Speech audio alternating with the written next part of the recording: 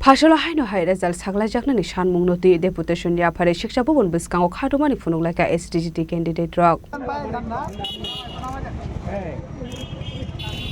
YC awani 2022 biswa SDGT amzo mungrana candidate rok result saglai jaknani shanmung noti khadomani te deputation ni aphale mani nuksagai tongo abo haikino phashala haino hai deputation ni aphare shiksha bobon biskango khadomani phununglaika SDGT candidate rok phiabatabuk phano borokni shanmung supung risagyakho o salo 2022 biswa SDGT amzo mungrana rokni kaisano shanmung result saglai thansa khlai requirement langjaknani bagai আজকে 3 বছর হয়ে গেছে আমরা তো অনবরত রেজাল্টের জন্য আমরা ডিমান্ড করে যাচ্ছি রাজ্য সরকারের কাছে ডিপার্টমেন্টের কাছে যাতে প্রতি সপ্তাহে নিয়োগ প্রক্রিয়া তারা সম্পূর্ণ করে রেজাল্ট দেওয়ার মাধ্যমে কিন্তু আমরা দেখতে পাচ্ছি গভর্নমেন্ট একটা এসএলপি করে আছে সুপ্রিম কোর্টে হাইকোর্টের জাজমেন্ট বেরিয়েছিল যেখানে বলেছিল রিজার্ভেশন ফলো করার জন্য আমরা নোটিফিকেশন একটা রিজার্ভেশন ফলো করা হয়নি তার জন্য একটা কেস হয়েছিল তো তখন দেখা যাচ্ছিল যে রাজ্য সরকার হাইকোর্টের জাজমেন্টটা সেটাকে ডিনাই করে তার এগেইনস্টে সুপ্রিম কোর্টে এসএলপি করেছে তার জন্য তারা বসে তারা রেজাল্ট দিতে পারছে না তো আমাদের বক্তব্য সেই জিনিসটাই আপনি দেখতে পারবেন যে 2022 সালে যে এসটি বিষয়টা সেটা যে হাইকোর্টে এখনো ঝুলে আছে তারা রিজার্ভেশন প্রক্রিয়া সরকার করছে যে রিজার্ভেশন প্রক্রিয়া তারা মানবে না তারা হাইকোর্টের তারা চ্যালেঞ্জ জানিয়ে তারা সুপ্রিম কোর্টে গিয়েছে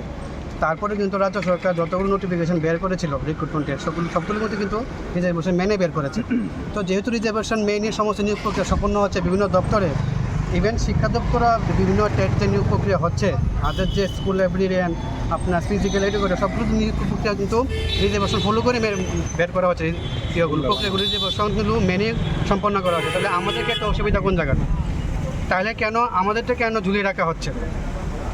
আজকে 3 বছর 3.5 বছর হয়ে গেছে একটা যদি শিক্ষক নিয়োগ প্রক্রিয়া ঝুলে থাকে তাহলে একটা সত্যি নিন্দনীয় বিষয় উপর দিলে কিন্তু আপনারা দেখতে পারবেন যে মুখ্যমন্ত্রী স্যার কিন্তু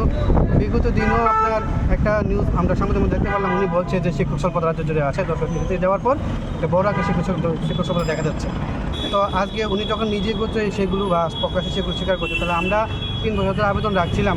যাতে নবম দশম শ্রেণীর যে এসটিটি পরীক্ষা হয়েছে 2022 সালে সেপ্টেম্বর মাসে তো সেটা নিয়োগ প্রক্রিয়া এখনও করা হচ্ছে না আজকে 19 টিচার খুব ক্রাইসিস